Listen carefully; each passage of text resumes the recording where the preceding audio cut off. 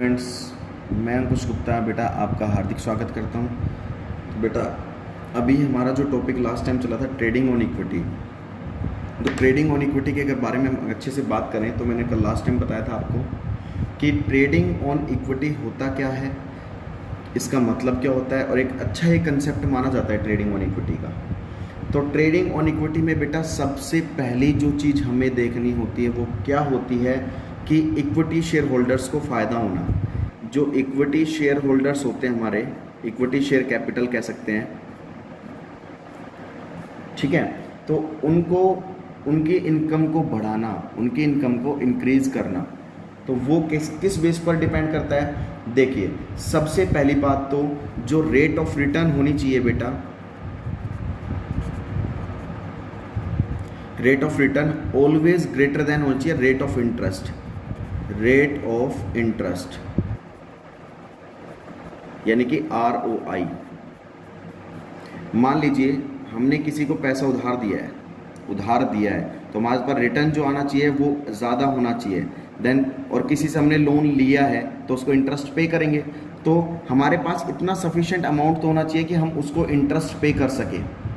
आगे बात समझ में। मान लीजिए हमने किसी को लोन दिया है, ठीक है, तो उस पर रिटर्न हमें क्या होगा, हमें मिलेगा, और एक हमने लोन लिया है तो उस पर इंटरेस्ट हम पे करेंगे। तो बेटा हमारे पास रिटर्न ज़्यादा आएगा तभी तो हम इंटरेस्ट पे कर सकते हैं, उसके बाद जो हमारा अमाउंट बचेगा हम इक्विटी शेयर होल्डर्स को पे कर सकते हैं।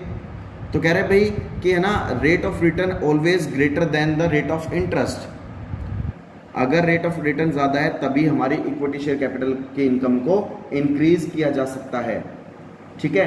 ये कहने का मतलब क्या है हमारे पास। और दूसरी बात, कोई भी जो लेंडर्स लेंडर्स कौन होते हैं, जो लोन देते हैं कंपनी को, तो वो उसी केस पर कंपनी को लोन देगा जब कंपनी की सिचुएशन स्ट्रांग होगी, ठीक है, और कंपनी के पास सफिशिएंट इक्विटी शेयर कैपिटल होगी। मेरी बात ध्यान से सुनना, मैं क्या कहना चाह रहा हूँ आपको कि कोई भी जो लेंडर होता है वो कंपनी को तभी लोन देगा जब कंपनी की कंडीशन और सिचुएशन स्ट्रांग होगी और उसके पास सफिशिएंट इक्विटी शेयर कैपिटल होगी, यानी कि उसके पास जितनी शेयर कैपिटल होगी उसको उतना ही लोन मिल सकता है। अगर मान लीजिए तो कंपनी को, देखो इसमें एक साफ साफ बात बोल रखी है, lenders desire it to be so because in case of the company suffered heavy loss और goes bankrupt then equity share alone will suffer.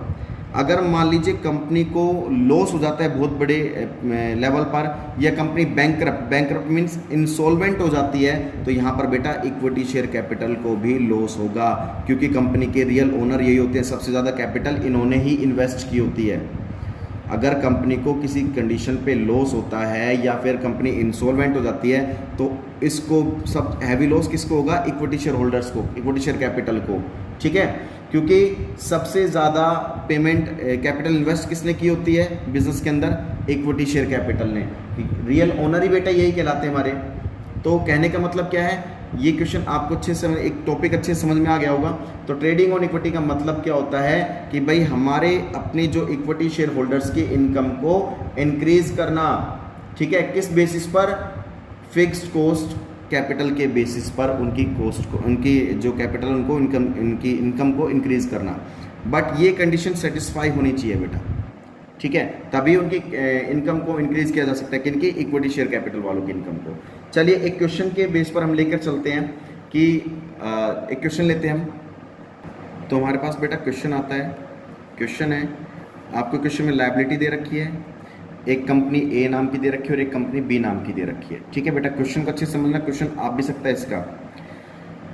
Equity share capital, ए की कितनी capital, equity share capital 10 lakh और बी की कितनी है, 4 लाख। एक share की face value बेटा देखिए कितनी है, 10 रुपये, यानी कि ए के पास कितने शेयर हुए, यानी कि 10 lakh divided by 10। A company के पास कितने शेयर हुए, 1 लाख शेयर हुए, ठीक है। ऐसे बी कंपनी के पास कितने शेयर हो गए, 40,000 शेयर हो गए बी कंपनी के पास। उसके बाद करें 10% डिबेंचर, ए ने कोई भी डेप्ट नहीं ले रखा, कोई भी कर्जा नहीं ले रखा, जबकि बी ने 6 लाख रुपए का कर्जा ले रखा है। तो दोनों की जो टोटल कैपिटल है, ए के पास भी टोटल कैपिटल कितनी है, 10 लाख, और बी के पास 4,000 के तो शेयर्स थे, 4 लाख के शेयर्स थे, और 6 लाख का इसने लोन ले लिया, तो बी की कैपिटल भी कितनी होगी, 10 लाख रुपए होगी। और ए ने कोई भी कर्जा नहीं लिया, इसकी कैपिटल भी कितनी है, 10 लाख रुपए। सो अब बात करते हैं एडजस्टमेंट में क्या दे रखा है आपको, earning before interest and tax, इसको शॉर्ट फॉर्म में हम EBIT भी बोल देते हैं, EBIT, earning before interest and tax for both companies ₹2 lakh. इनके जो दोनों कंपनी का जो प्रॉफिट दे रखा है बेटा वो आपको 2 लाख रुपए दे रखा है, और इनकी टैक्स रेट 30% दे रखी है, टैक्स रेट 30% दे रखी है। कैलकुलेट EPS यानी कि अर्निंग पर शेयर, हमें दोनों कंपनी की अर्निंग पर शेयर निकालनी है कि कौन सी कंपनी की अर्निंग पर शेयर ज़्यादा है, किस कंपनी की अर्निंग पर शेयर कम है। तो चलो इसको एक सोल्व करके देखते हैं बेटा हम, तो देखते हैं एक बार। चलो अब कंपनी ए के बारे में बात करेंगे। सबसे पहले बेटा हम कंपनी ए के बारे में बात करेंगे, कंपनी ए के बारे में। सबसे पहले उसका जो प्रॉफिट दे रखा है यानी कि EBIT, earning before interest and tax, वो कितना दे रखा है बेटा आपको, earning before interest and tax, दोनों कंपनी का 2-2 लाख रुपए है। तो चलो यहाँ पर दोनों कंपनी के बारे में करके बात चलते हैं हम। कंपनी बी, ठीक है, EBIT, दोनों कंपनी का जो प्रॉफिट दे रखा है वो बेटा कितना दे रखा है हमें, 2 लाख रुपए, और इसका भी 2 लाख रुपए। ये अमाउंट में ले लेते हैं हम इसको, ठीक है, 2 लाख रुपए का प्रॉफिट दे रखा है इनका। उसके बाद बेटा हमने इंटरेस्ट तो पे करना ही है, इंटरेस्ट पे करना है। अब इंटरेस्ट पे करना है, क्या ए ने कोई कर्जा ले रखा था, ए का कोई भी कर्जा नहीं है, बी ने ले रखा था बेटा 6 लाख का कर्जा, तो इंटरेस्ट तो बी पे करेगा, ए तो पे करेगा नहीं क्योंकि ए का तो कोई कर्जा नहीं है।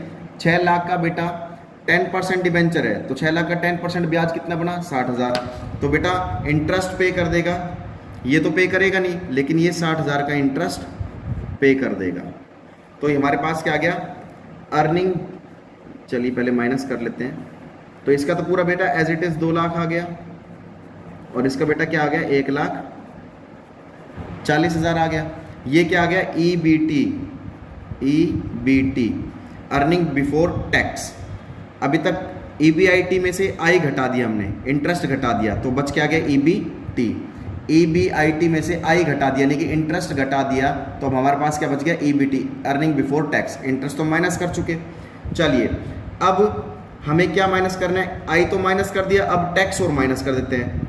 टैक्स कितने परसेंट है बेटा, 30%, तो 2 लाख का 30% कितना हो गया बेटा, 60,000, टैक्स माइनस कर दीजिए आप, ठीक है। और इसका 1,40,000 का 30% बेटा 42,000, इसका टैक्स माइनस कर दीजिए आप, तो ये आ जाएगा हमारे पास कितना, 1,40,000 और 98,000, ये आ गया। ये क्या आ गया बेटा, EAT, अर्निंग आफ्टर टैक्स। अभी तक तो बिफोर टैक्स था, अब टैक्स लेस माइनस करने के बाद क्या आ गया, अर्निंग आफ्टर टैक्स।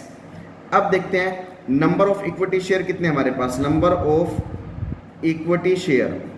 ए के पास शेयर कितने थे बेटा, ए कंपनी के पास शेयर कितने हैं, ए कंपनी के पास 1 लाख रुपए के शेयर हैं, 10 लाख, एक शेयर की फेस वैल्यू 10 रुपये है, तो 10 lakh divide by 10, 1 lakh share आ गए। ऐसे 4 लाख डिवाइड बाय 10, बी के पास कितने शेयर आ गए, 40,000 शेयर बी के पास आ गए। ये बात समझ में आ गई होगी। तो नंबर ऑफ शेयर्स अगर हम देख के चले तो ए कंपनी के पास कितने शेयर्स थे, 1 लाख शेयर, और बी कंपनी के पास 40,000 शेयर। अब हमें कैलकुलेट करना क्या है, लास्ट क्वेश्चन में उसने क्या कहा था, calculate earning per share, calculate earning per share. Earning per share निकालना है हमें बेटा, तो कैसे निकालते हैं, अर्निंग पर शेयर का एक फॉर्मूला होता है।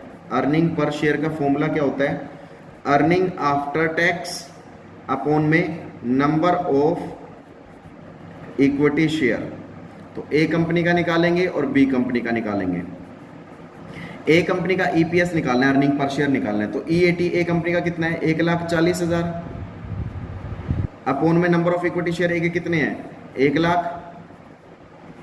तो इस कंपनी की अर्निंग पर शेयर कितनी आ गई बेटा, 1.40 EPS आ गई, ठीक है। EPS कितनी आ गई इसकी, 1.40। ऐसी बी कंपनी का निकालते हैं, बी कंपनी का EAT कितना है बेटा, 98,000, और इसके नंबर ऑफ इक्विटी शेयर कितने हैं, 40,000।